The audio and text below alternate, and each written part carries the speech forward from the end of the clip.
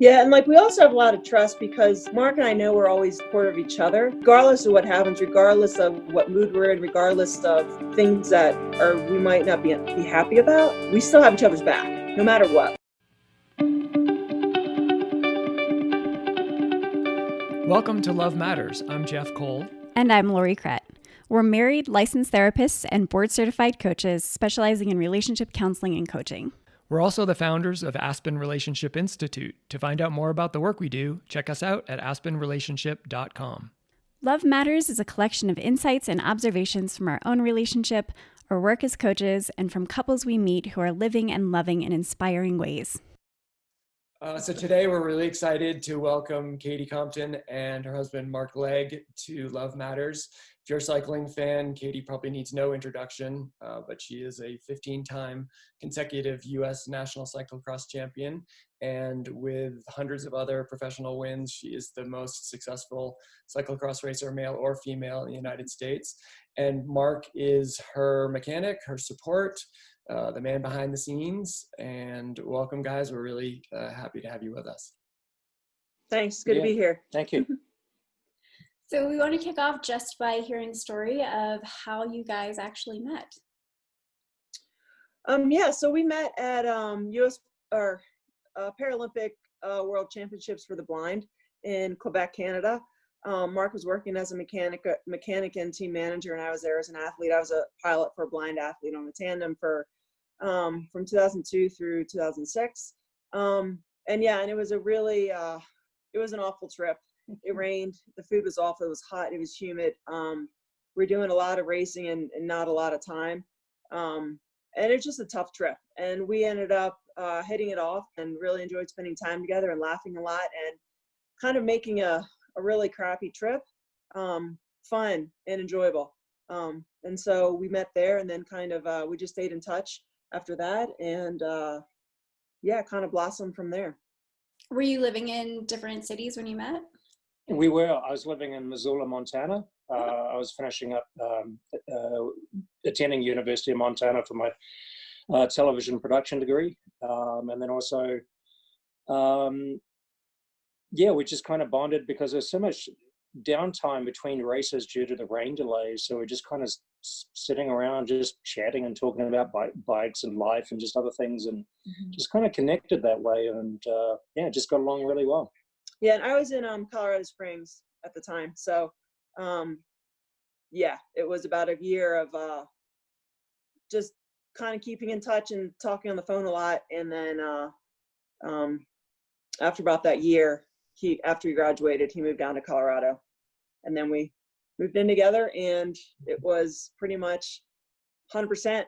It was from the get-go. Yeah, it was pretty much all in pretty early. We just kind of had decided that this was the direction we both wanted to go in, and we kind of made that connection and made that commitment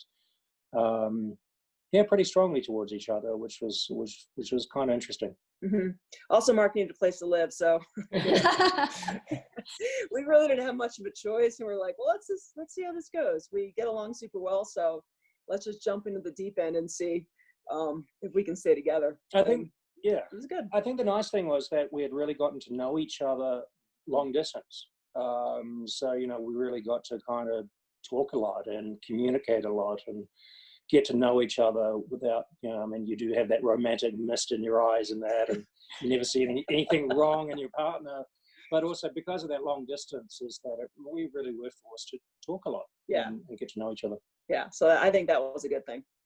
When you met, were you looking for a relationship? Were you ready for a relationship, or was it just not even on your mind? No, it wasn't on either of our minds. It was just, I think it just happened. It's one of those things where you meet somebody you're not planning to, and then you realize like, I have a connection with this person, and we get along great, and we laugh a lot, and we're just like, this is interesting. And then you just want to see where it goes. And since it was long distance, it was, there was a lot of conversation. So we got to really know each other, and we got to see if we actually did, think alike and have similar goals and kind of want the same thing. So I think that was a good way to start. And how did the transition happen where, Mark, you became Katie's mechanic I know you were a racer previously. What was that? Yeah, I've been a bike racer as well as I'd worked in a bike shop for over 10 years, plus doing professional fittings as well. We had a really big reputation for that. I really enjoyed that. And that was actually my first reason for going to college was actually doing physical therapy. I really wanted to kind of apply that to, to bike racing and bike fits and things like that. But, I had to go to community college, then my undergrad, and then it was a graduate degree. I'm like, oh, this is just too long to spend in school for basically a work skill. So I changed over from exercise science over to television production, which is my other interest. But I'm always been, I don't want to say perfectionist, but I do like clean bikes that work well, and naturally I'm going to look after my partner's bike. So that was the natural thing you do.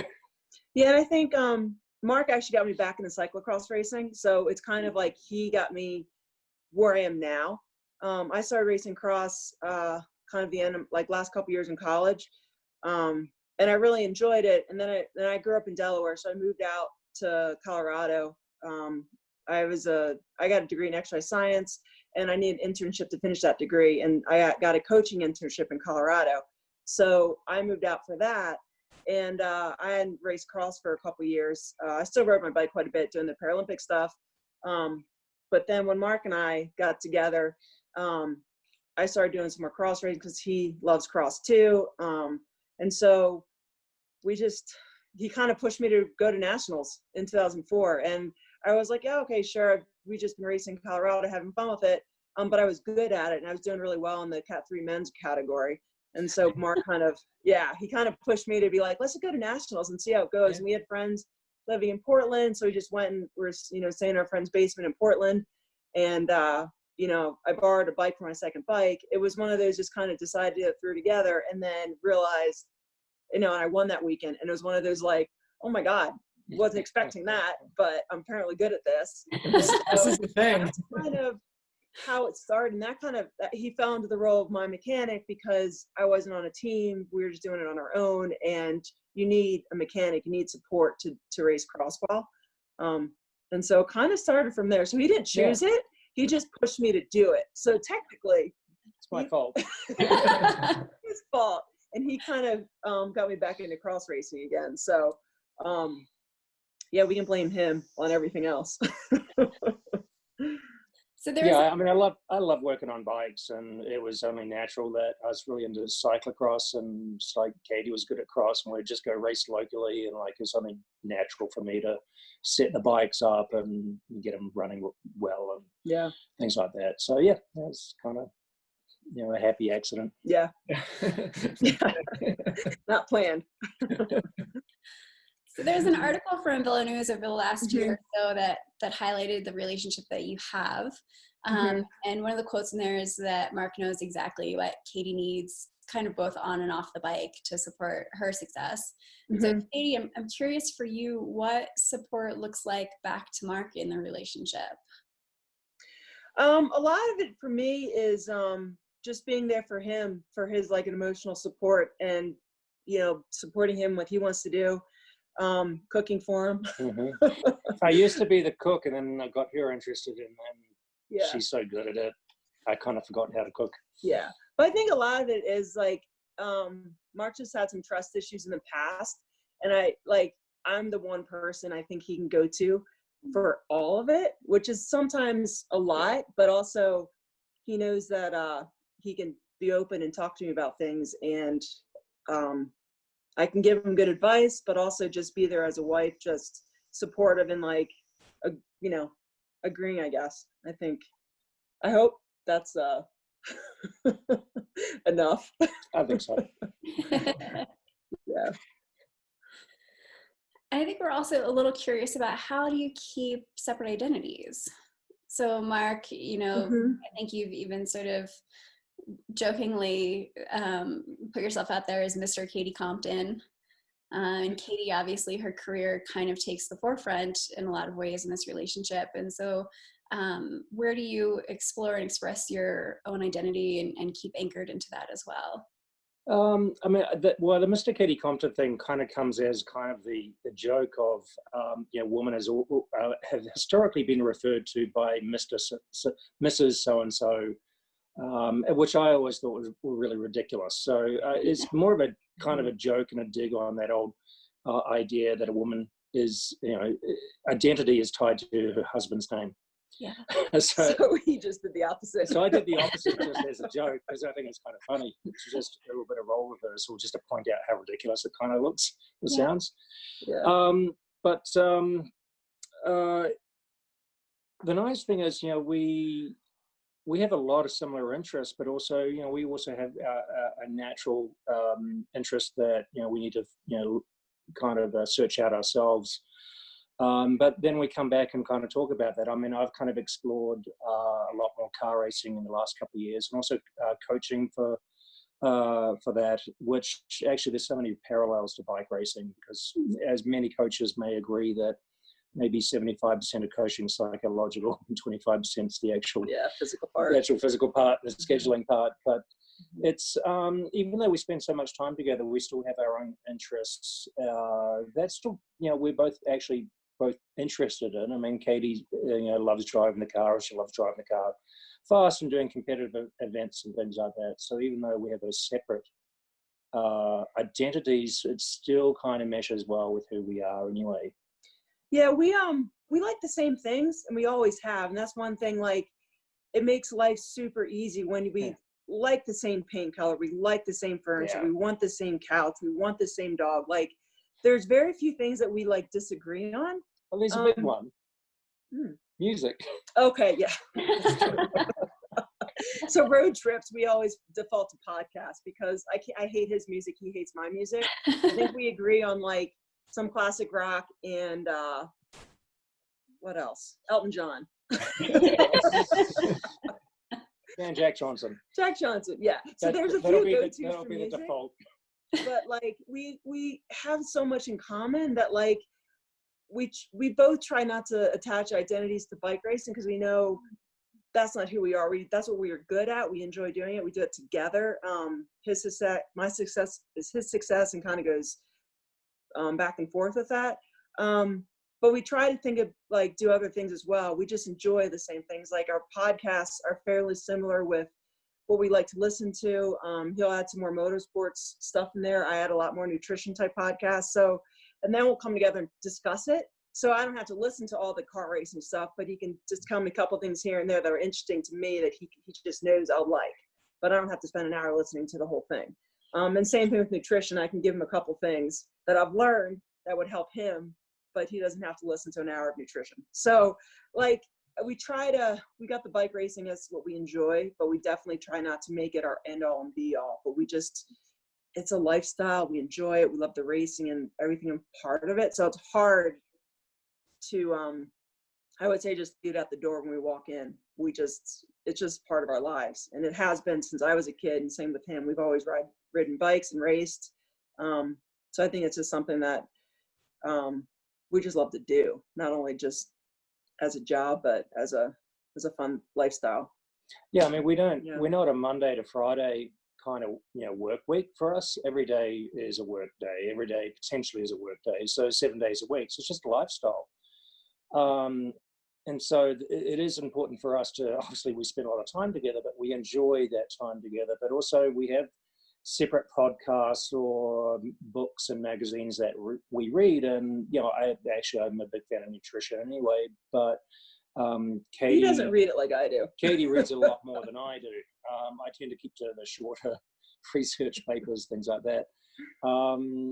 But, we also have, a really strong interest in dogs and learning about animal behavior and things like that, which we, both share, and raising our foster dog, who's a foster fail now.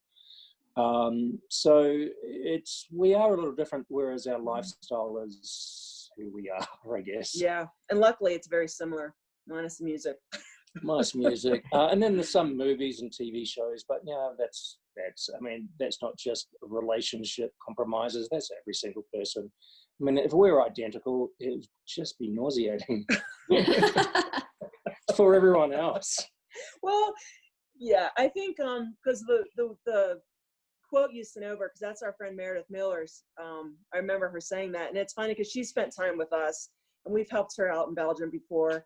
And like, I think she pointed out to us, because Mark and I bicker a lot, and we don't realize how much we bicker until we have other people in the room that are in relationships that are just like, I could never do this with my partner. And I'm like, what do you mean? We're just communicating. Yeah, they get uncomfortable. It's like, no, we're just releasing pressure, and because you don't want to hold it in. No, it's like a small simmer. It's unfair to not be, not get real with your partner, but also it builds up too much. So we just kind of it works. Pressure release. But yeah, we have a friend of ours. She's a friend of both of ours, and we would go mountain bike, like out of town drives, and be the three of us. And Mark and I would be bickering, and then our friend would be like, "I like you both, and I don't know whose side to pick. Like, just what do I do?" And I was like, "Don't worry about it. What do you mean? We're not fighting. We're just like, we're disagreeing, and like this is the way we deal with the disagreement, and eventually we'll figure it out." Like. Or it just goes away. Or we just like realize like we're not getting anywhere, and we just stop. But I find it funny, like I had no idea it was an issue until people pointed out how much we bicker. And I was like, I didn't even realize it was noticeable. No, and it's not mean-spirited or anything. I mean, we just get irritated with ideas or what the other's doing, or somebody has an idea that they don't agree with. But it's not, it's not tragic. It's not life-changing. It's just a way of kind of expressing yourself, and also pressure releasing as well. I think it seems to work really well for us. I think it works well because like that way we never really get in an argument, because like we never let anything boil, and it's always something that we bring it up as soon as it's an issue. It's there, and so we kind of discuss it before it becomes an issue. And I think that helps us, since we're together all the time. Like we never get to a point where it's so bad we're going to get angry at each other. It's always like dealing with the issue that comes up when it's small, instead of waiting and holding on to it and then obsessing over it, and then a week later it's a huge issue. So I think that's what, when you spend so much time together, realizing how to communicate on the small stuff, the everyday stuff that might annoy you, that just doesn't come to the surface in a huge explosion. I think it works for us. What also seems like, you talked a bit about trust earlier, and in order to have that level of openness, there's a foundation of trust that's obviously clear in your relationship. And so you can be open and authentic in the moment without worrying about hurting each other's feelings or being misunderstood, because that foundation is there for you. No, the trust is a really big part of it, because I know that what I tell Katie, or even if we're bickering, I know that this isn't going to be somehow used against me or some sort of big issue later. Like, I can trust her with what I'm telling, that it won't be kind of used as fodder for something else later on that obviously explodes into a large argument. So I have that trust. We have that trust. But I think it's really important that, I mean, sooner or later you're going to disagree. You can't agree with every single thing that your partner says or does. That's just not how humans work. We're going to have disagreements on the way to do something, or the way to drive to somewhere, or the way to load the dishwasher. The way to load the dishwasher. It's like all that small stuff. But I think that one of the things that's so crucial to the success of relationships is knowing how to argue well.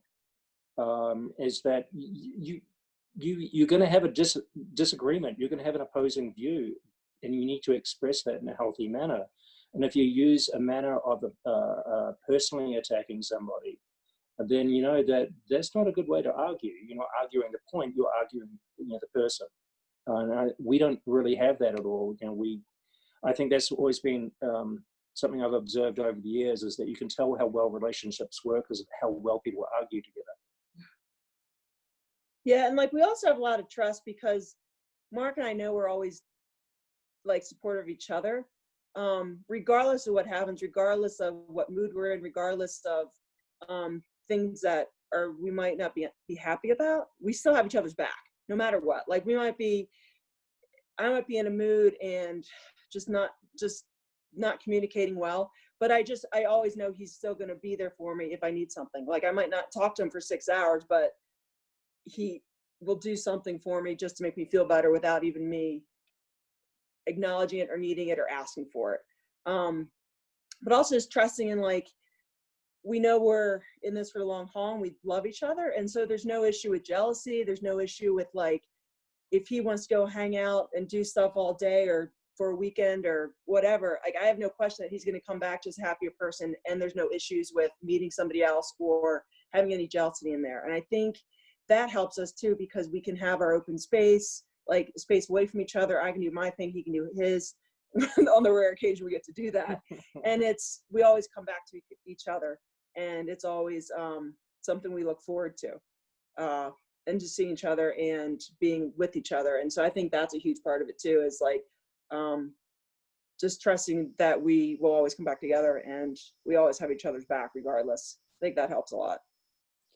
So through our conversation today, we're going to talk a little bit about the successes and failures that you guys share together. But while we're on this string right now, I'm curious about how you guys learned what you've learned to get to the place that you're at right now. Were there sticking points that you guys had along the way that you had to work through? And how did you come to this place of knowing that it was okay to bicker together, to having the trust, to working to this foundation that you have? Let's see. I think honestly, we've learned a lot from listening to podcasts. Mostly, no, I'm not kidding. Like podcasts like this, but also like a lot of psychology podcasts and relationship podcasts, and just listening to way kind of other people have fought. And then I read psychology books too, so I learned kind of the way therapists teach people how to deal with things. So a lot of it is we both read and we listen to podcasts to learn stuff. I've also had, my parents have a healthy marriage. They've been married for probably over 40 years. Ups and downs, of course, but I've seen a happy relationship work. My brother has a happy relationship that works. I think for me, I've had friends who, they've always had really good, happy relationships that have worked even through ups and downs, no matter what. I think seeing different relationships and seeing what works for each couple and then figuring out what works for us through some growing pains, like definitely the first 2 or 3 years of living together was probably our hardest. Probably the first year, actually. The first year was probably the hardest year of our relationship, because we were learning what each other needed and wanted and how we communicated. And also just, it was the first year together. So it was like, of course, a super happy time. We're just like, this is great. And so I think that, like, jumping into it too soon, where we still loved each other so much, we were going to work through anything. It didn't matter. That newness was a good thing for our relationship, because we just knew, like, it's just a growing pain. We're going to get through it. I think that's helped mainly. So now that we got through some of the hard stuff and we still really loved each other and wanted to see each other all the time, it makes it easier now, because we know, like, that love is still there. We just have, stuff to work through. And now I think we're in it so far that we don't want it. It's too much hassle to get out of it. Like, we're like, no matter what, I don't care how unhappy I am, we're going to make this work. Well, we did get married twice. We got married in 2 different countries, so it's going to be twice as hard to get divorced. Yeah, so we have to get divorced in 2 different countries as well. Yeah, I mean, I came from a much different background. My parents should never have been married. They were completely opposite personalities. Fought all the time. Fought all the time, and that's what I witnessed as a child all the time. And the fights weren't pretty. So I had a lot of that to kind of grow up with, and I never had any examples of any solid relationships that I could actually use as a guide. I very rarely ever saw that. And that continued all throughout my teenage years and into my 20s. I never really had an example or knew of those great relationships that worked really well. So it wasn't until more getting in as I got older and paying attention to psychology classes in school and trying to understand myself and look for some sort of direction and what seems to work well, because human behavior has always been an interest of mine anyway, which is I love my psychology classes, because maybe you're taking them trying to figure out your own issues. Yeah. I think that's the running joke in psychology. But, it's always in the background of always wanting something that was really solid and something that I could trust. And for some reason, the universe aligned that somehow Katie and I ran into each other at a pretty good time in our lives that opened up those opportunities for us. But I think what really helped us later on too is listening to those podcasts and reading those books on people and relationships and how to get through it, and dealing with some of my background issues as well. It's like, why do I do those things? Why do I think like that? It's like, it was good to kind of self-examine that as you age as well, because that way, sometimes you don't go to those places because you feel vulnerable and you don't want to be exposed, and you don't want to seem weak. Certainly from a male's perspective, you don't want to seem weak in front of others. But finding somebody you feel comfortable with and sharing, knowing that's not going to be used against you later on. So that really helped me a lot, and I've definitely grown a lot. And we're certainly not the same people we are when we met, thank goodness. I know. But also, Mark is 10 years older than I am. And so I think that helped too. I was always, I would say, more mature and responsible for my age anyways. But like Mark was, he had some growing up to do, I think. Oh, sure. But I mean, I've been living in this country since I was 20 years old by myself, mostly. So I didn't have a whole lot of parental guidance. I was a good person, but the good people make mistakes too. And I think I was young enough and immature enough to, I don't know, be patient, I guess. And like, we were kind of working through similar relationship things, even though it was 10 years different. We were kind of still in the same life timeline, I guess. Yeah. So I think the fact that we loved each other, we wanted to be together. We had a lot of similarities anyways. We could easily grow through some of the just communication growing phases, I think, and just learning how to love without hurting each other, and just being patient with one another. I think that just took some time, and just knowing we're going to be together. We wanted to be together. We inherently love each other. And so it's a matter of just working through those pesky details that, can make liking each other tough sometimes. Yeah, I think the big one is just the respect for each other as human beings. You really respect somebody. And so it makes it easier to work through the bumps in the road when you really respect somebody and want to, both move forward as personally as well as relationship wise as well. Mark, you had said something about being happy with yourself, and that was really a big key for you. Could you say a little more about that? I think a lot of people, certainly when we're younger, but we're not comfortable in our own skin. We always, I want to have more muscles. I want to be better looking. I want to have all these external things that, as we know, even in Buddhist teachings, is that, once you achieve them, that satisfaction is gone. You're just looking for the next one. Something, that desire is so fleeting once you achieve it, and then it's gone again. So I find that just learning to accept yourself as a human being. It's not perfect, but it's also important to keep working at it, and important to keep trying to be a better person, to learn new skills, to keep keep your brain active as well. But I think it helps you be a better person. And so once you start getting comfortable with who you are, I mean, this is who I am. It's not always pretty, but I try to be pretty, I try to be better, and I'm going to continue to do that. So now you get to that point of being comfortable with yourself, it's a lot easier to be comfortable with somebody else, and certainly accept that, they're not 100% perfect either, because you can't judge anyone else as much as you can judge yourself.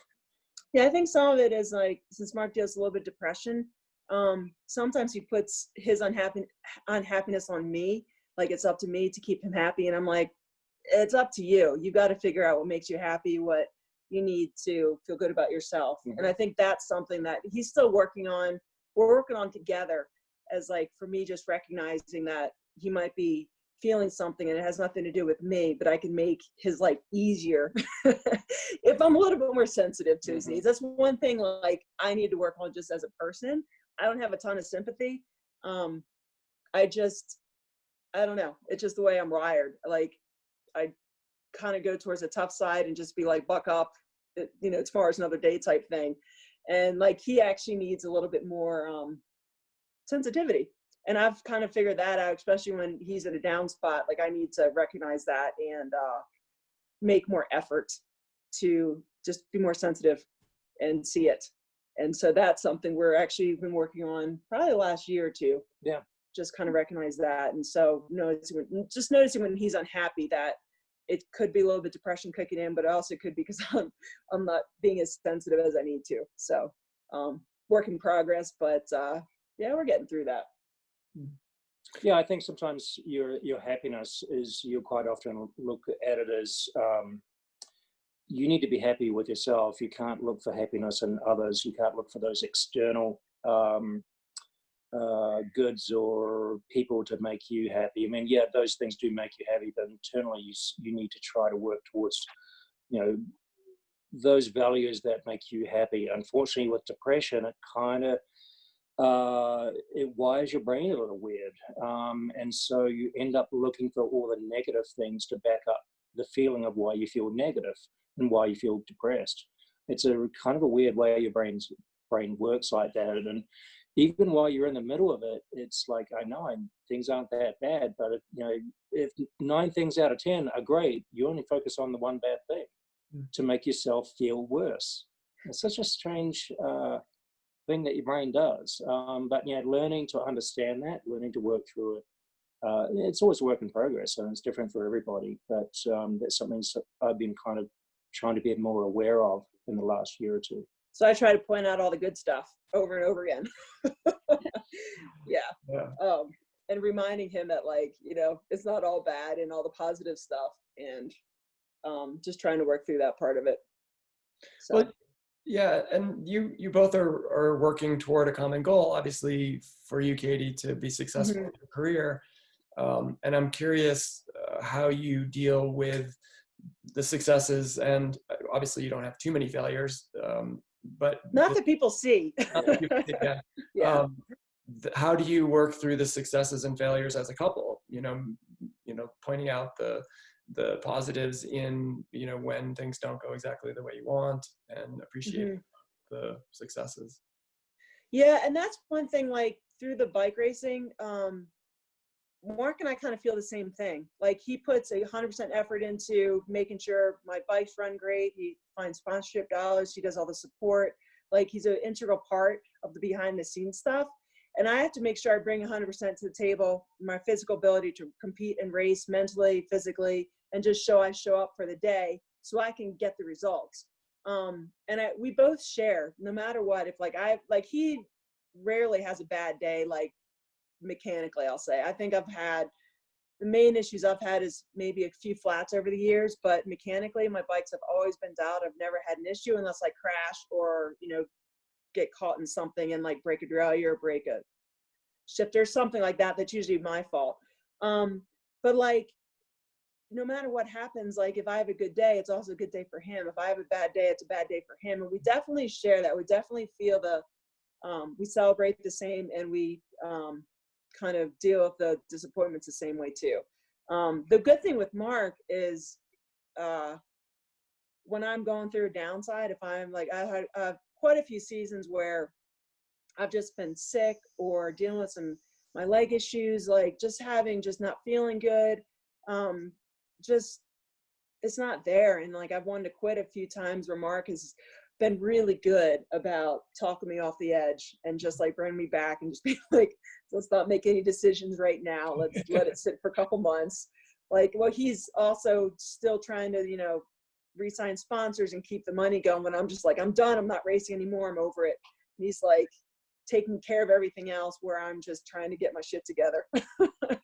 And that's been good. So it's like times like that where I really need him to do like the behind the scenes stuff that I just mentally don't have the capacity to do.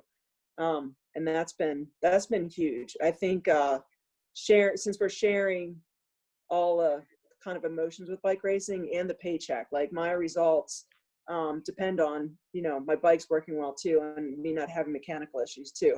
And that's our paycheck.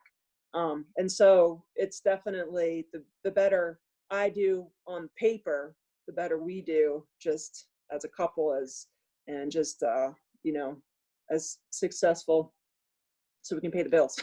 Yeah, I mean, I it looks, I mean, Katie's won a few races and everything looks amazing, but we've had a lot of bad days. We've had sponsors pull out, we've just had injuries, illness, all sorts of things coming back from World Championships and finding out both dogs are dying. And so that was brutal. Yeah. It's just all those things. And what, you know, I also look at is that I don't try to look for the immediate fix, is that I just trying to point out the global picture and look at the long term.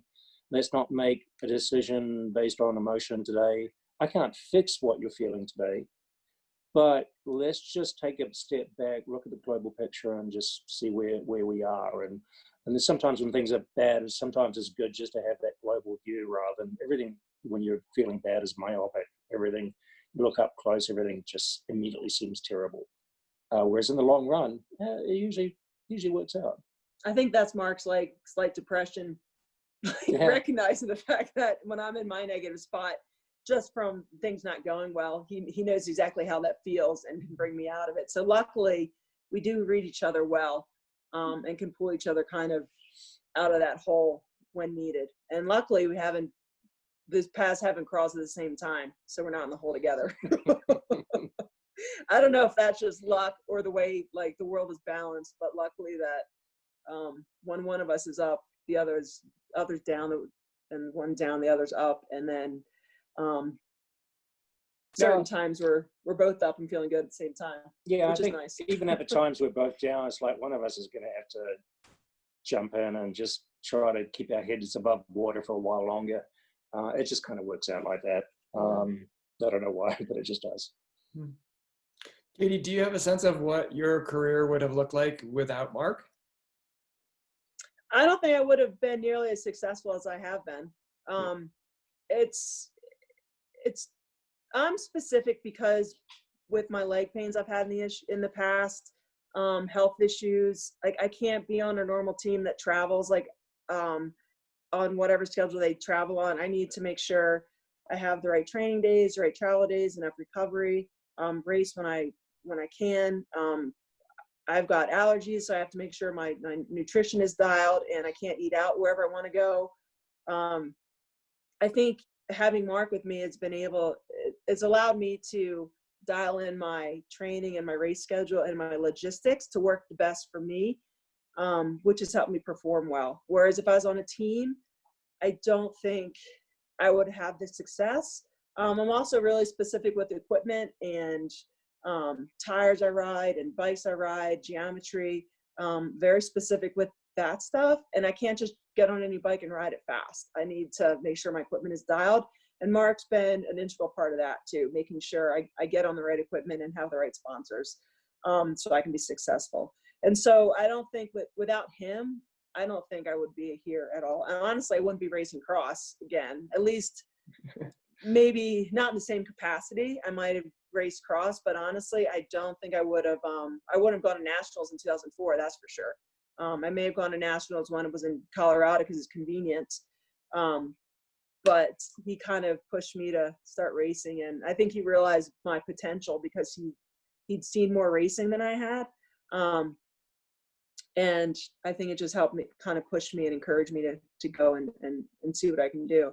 And then also traveling in Europe, it's easier having a partner, being away from home.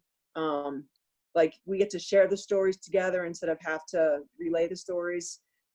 It's when you're kind of living the day-to-day with somebody, you get to feel all the emotions, you get to feel all like the ups and downs. He can read my moods, I can read his moods.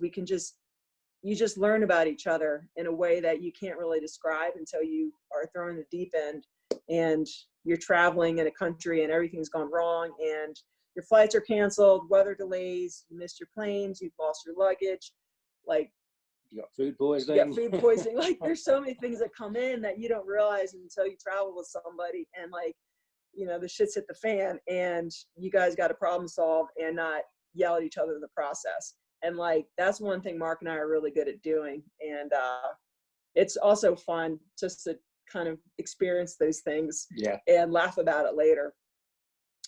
even though maybe the during isn't so fun. Yeah, driving through France one night looking for some town, realizing because in France they have these small areas like counties or states.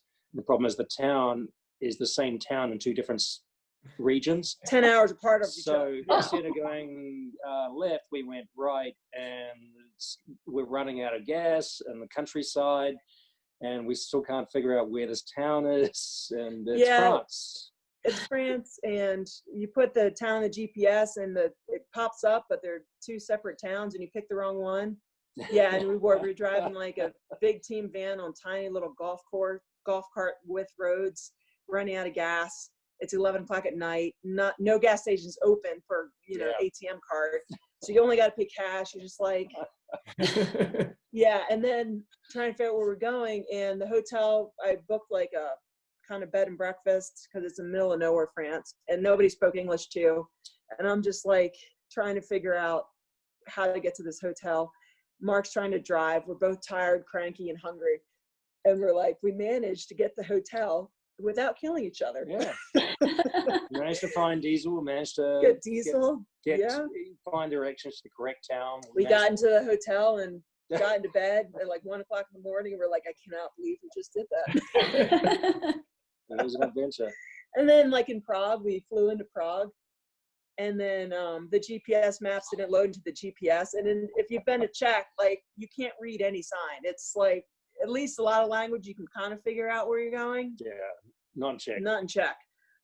And I printed out, just in case the GPS was going to fail on us, I'd printed out the map to the hotel and everything, but I left it back in the house. He forgot, he left it on the coffee table.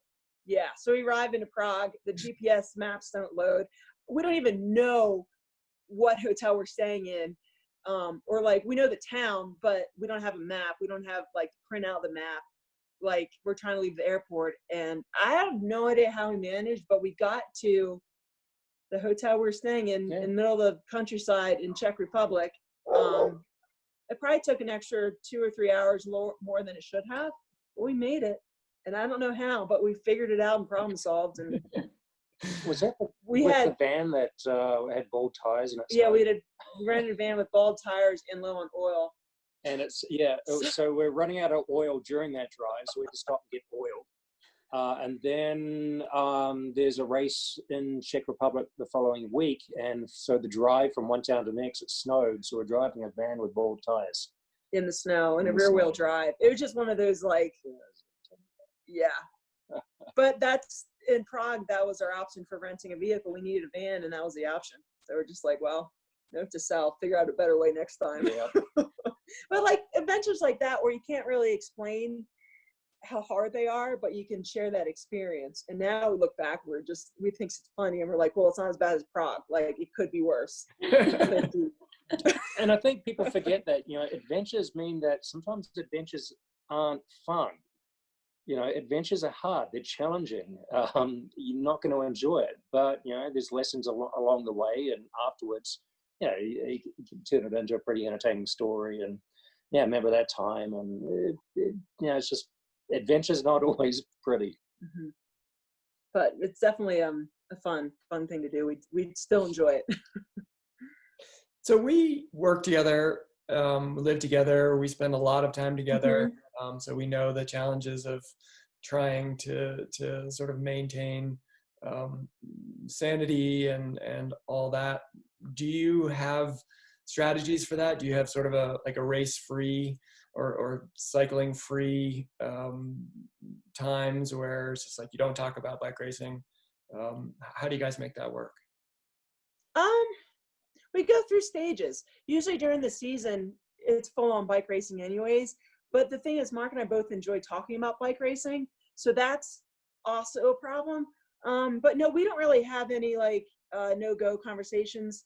We just, as we go through moods, like it'll come up. And honestly, a way to not want to talk about it, if say Mark wants to talk about bike racing, I'll just kind of do short answers, and he's like, oh yeah, she's not in the mood, and we just change the subject. So it's like, and the same thing where if I'm talking about something and Mark's not interested, you get the yeah, and then you're like, all right, and you move on to something else. So it's like, I think, and that's just spending time together, I think, where we can, anything that comes up in our mind, we can talk about as needed. It's just a matter, as you can tell, when somebody is just not in the mood for it, and just move on to something else. There's various times, usually at the end of the season, we're pretty done with bike racing. Yeah. So we generally don't talk about it in February and March. And, historically, certainly when we're putting a lot of emotional stock into winning world championships, is that February was usually pretty depressing time for us. We're both mentally and physically exhausted. Worlds didn't go well, and it's cold, it's snowy, and you're stuck on the couch watching TV or reading a book, or the last thing you want to do is think about bike racing and talking about it. So there's yes, it goes up and down. So I think that's it. We kind of naturally go through the withdrawal where, like, I think mid-February, March, April, there's not a lot of bike racing conversation. I think the only conversation is mostly logistics and maybe planning for the next season. Like, am I still going to do it? Like, what do we want to do? Are we going to spend more time in Europe, more time in the US? Like, kind of, we have a idea of more scheduling issues, logistics scheduling and budgeting issues, more than actually bike racing issues. Like, and that kind of ebbs and flows through the year, depending on the need, I'll say. And then, like, when this year is an exception, but like when the classics come on, I'm just still not in the mood. Mark wants to watch the bike racing. I'm like, I'm not in the mood. I'm gonna go do something else. And that's probably good because we get to spend time away from each other. But we'll have just kind of reading each other's moods and deciding to have that discussion or moving on to something else. Yeah, and we got usually the dogs or a dog to keep us entertained as well and pull us away from bike racing. And I know that if I'm watching the classics and Katie's not watching, I know she's not going to want to talk about them. So it's like, that's a conversation I know that doesn't need to be had because it's just not going to go anywhere. So why set ourselves up for that failure? You read the room. Does she want to talk about bikes? Does she not want to talk about bikes? Let's not talk about bikes. Let's talk about something else. Or he just turns Star Trek on and I leave the house. It's a good motivator to when she's waffling about getting out on a training ride. He just turns Star Trek on. I'm like, all right, I'm leaving.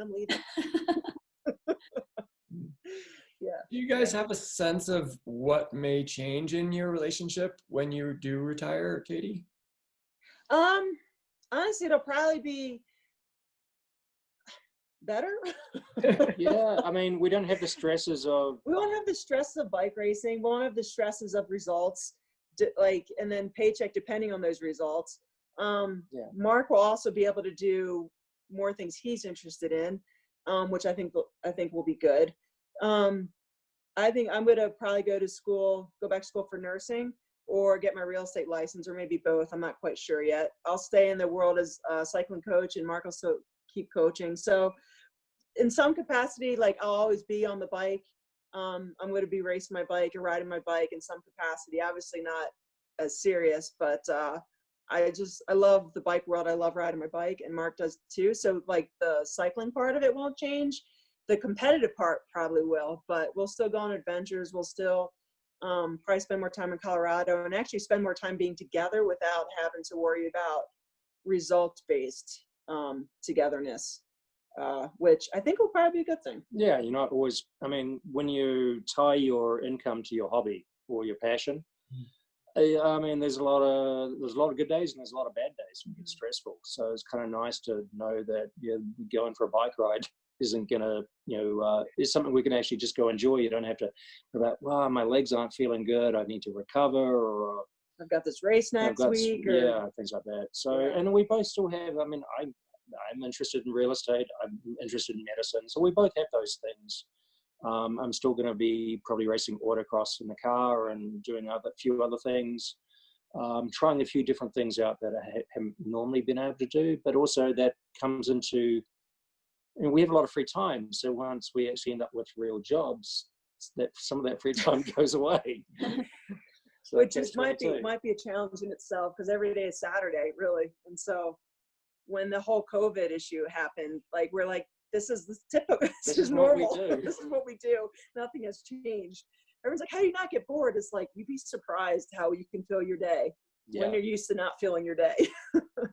You can be surprised how much Netflix you can watch, how much you can learn to cook, baking things, get the dog out. Like a 30-minute hike turns into 2 hours, and you're like, oh, how'd that happen? When you don't have, like if you don't have anything to get back to, it's amazing how you can spend your day doing nothing and then be tired by the end of it. You're like, I don't know what I did, but I kept it busy. It's another day. Yeah. Can you each take a few moments and share with us why love matters for you? Ooh, why it matters.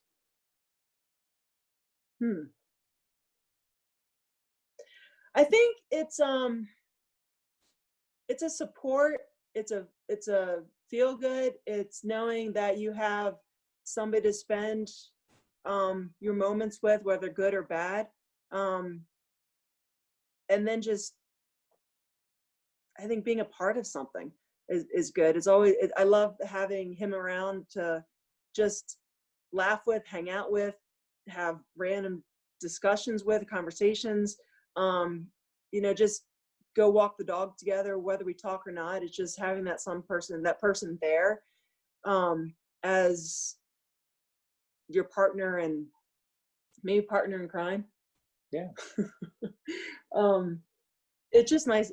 I think it's just nice having that person around that is always going to be there, and through thick and thin, and to laugh with, and to cry with, and to kind of share all those emotional moments that you may not always get with other people. I guess that's a tough question. Yeah, that's a really challenging one. So it would take some time to really reflect on, but it is having someone that you can trust and not feeling like you have to put yourself out there. You just know that the person's always there. There's just a comfort. It's like you've always got a shadow. You've always got this comfort that this person is there for you. And by the same token, love requires work. And so that's where I think guys personally get a little bit lazy in that area. We get too comfortable. And so we don't think that area needs work, but we're both in that area of, we need to keep working at this. And I think that's what makes it work for us, because if we love ourselves, we can love each other. And I think that's an important part of it, is just knowing that, coming with, understanding yourself makes it a lot easier to understand somebody else. And just, the great thing is that we talk, and we're quite okay with not talking. The silence is golden. We can do a 4-hour training ride together and barely say a word to each other, but we love spending, just knowing that person is there without even saying anything. But that's also part of it, is like, we both listen to podcasts on bike rides. And so we'll start the ride. I'm like, are you gonna listen to music, or are you doing a podcast? Because like, if music, that means we can have a conversation. If it's a podcast, I'm like, don't talk to me, because I'm trying to focus and listen. Yeah. And like, you can tell when one of us has music and one of us has a podcast, because one with music is always like, starts asking questions, and one of us responds is like, don't talk to me, like, or you just kind of get the disgruntled, like, let me pause my podcast, hold on. But like, that's one thing, like going out on a long bike ride where we're spending 4 or 5 hours, it's nice to have somebody with you, just for the company. Just something happens, like you're not alone in eastern Colorado, 50 miles from home or civilization, but yet you have a podcast, which I just want to listen to anyway, and learn something, and be entertained. That I'm not necessarily alone, but yet I'm still kind of learning and have them here. But yeah, we'll do long rides, and only conversation is, what direction are we going to go? Yeah. And should we turn here? Yeah. Which is good. It works for us. We don't need to fill the empty spots in a day. You don't feel the desire like, I need to say something, or I need to keep this conversation rolling, or it's that comfort of just being together and knowing that you don't need to talk all the time. You can just be there for each other. It's a really puzzling one, because what is love? It's well, it's a chemical reaction, it's a feeling, it's a lot of different things. And you know, those things make you feel good, and it allows you to, you know, kind of discover who you are as well, which is, yeah, really, really interesting, because I mean, maybe you wouldn't go there if you weren't kind of exploring those feelings or ideas.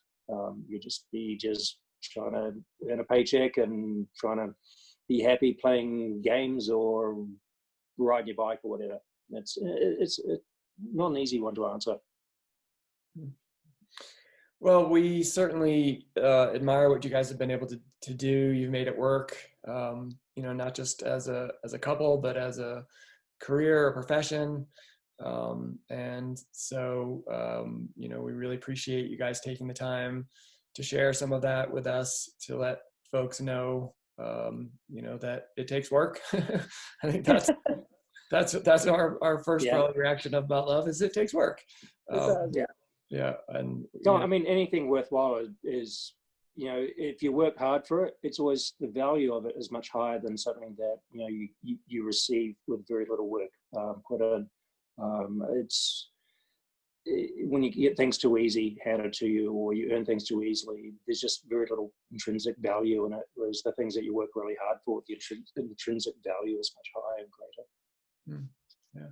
Well, hopefully things get back on track for racing, and we get to see it there again this fall, and for a couple more years. But thank you. Yeah. Yeah. What's up?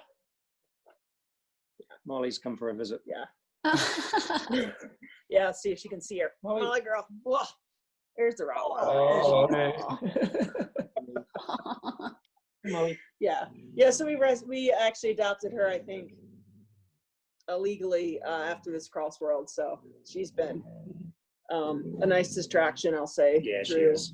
Mostly because she needs some TLC and some not tough love, but patient love, I'll say. Yeah, a lot of patience.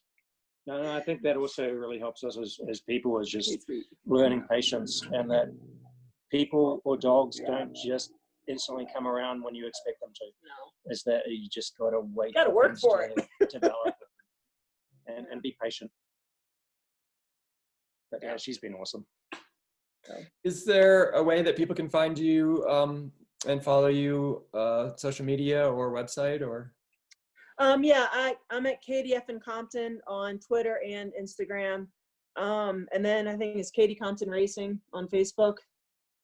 Yeah, that shows you how much I'm on Facebook, but usually Twitter and Instagram, Katie F in Compton, Katie FN Compton. There is a website, but I haven't kept it super updated lately. So usually the Instagram is the easiest one. I'm Mr. Katie Compton on Twitter and Instagram. And no, I think I'm Big Sky Kiwi on. No, I'm Velo Kiwi on Instagram. It's good you know your handles. But yeah, I'm not on Facebook too much. Yeah, so Instagram and Twitter is the best. Okay. Well, great. Thank you so much for your time and your openness. We really appreciate it. And I'm sure that anybody who listens is going to learn a lot about how to navigate. How long have you guys been together? I don't think we talked about that. 16 years and married for 12. Yeah. So and true success. Yeah. 24/7 for 16 years, pretty much. So I figure if we made it this far, we're going to keep going. Yeah.